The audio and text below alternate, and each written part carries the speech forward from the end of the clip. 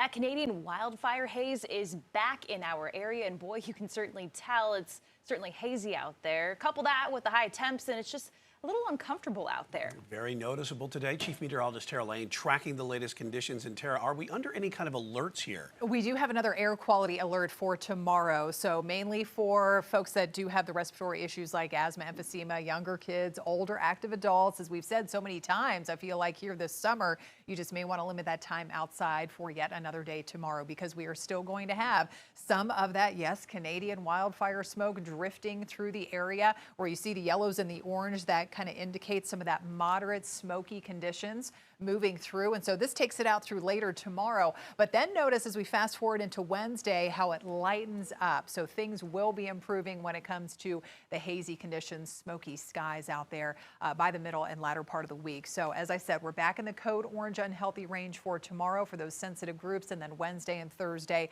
back into that code yellow moderate zone. So looking a little better in terms of that later on in the week. And as we scan around on radar, we do have clusters of storms to our north, but we are nice and dry. Yes, after just such a stormy first half of the weekend and late week last week. So all of those storms that you see over sections of West Virginia heading into Western Virginia, those are pretty much heading due east and not dropping in our direction. We also have a few isolated showers and storms out near the coast and down through some of the Midlands there and southeastern sections of South Carolina. So we are looking nice and tranquil out there, dry conditions for the rest of this evening. And not quite as hot today. We're sitting at 87 degrees in the Queen City with that north wind, and we're not as humid today too. So we were talking about some of that lower humidity filtering in late last week, and sure enough, it is here. We've got those slightly lower dew points, relative humidity sitting at about 39%, but yes, it's still pretty hot out there. We've got upper 80s to around 90, Wadesboro, Rockingham, Shiraz at 90,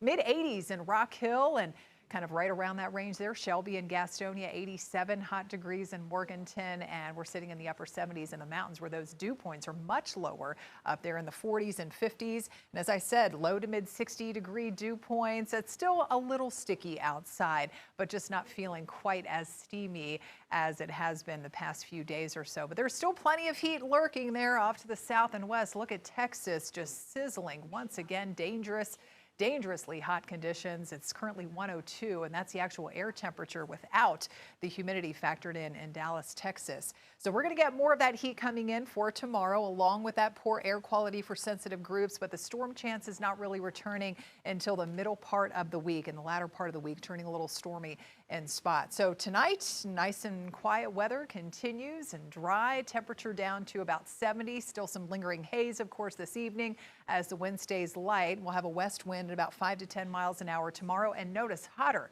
up to 95 degrees with all of that blazing sunshine. And still the humidity isn't going to be so bad, so there's not going to be much of a difference in how it ends up feeling. I mean, it's still hot, but not those triple-digit heat indices until perhaps a little bit later on in the week, Thursday, and then again on Saturday with the addition of storms, those temperatures being kept in check a little more too. So let's check out Futurecast. You can see not too much happening here through tomorrow morning and into the afternoon. More sunshine.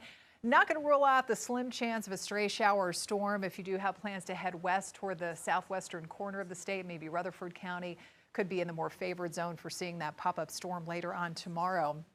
Wednesday, by the end of the day, a few isolated hit or miss storms a possibility, but the better chances arrive a little bit later on in the week. Mountain forecast turning, again, unsettled mid to late week heading into the weekend. Those highs there in the 70s and 80s, and high temperatures everywhere else in the high 80s to mid 90s. Looks like summer.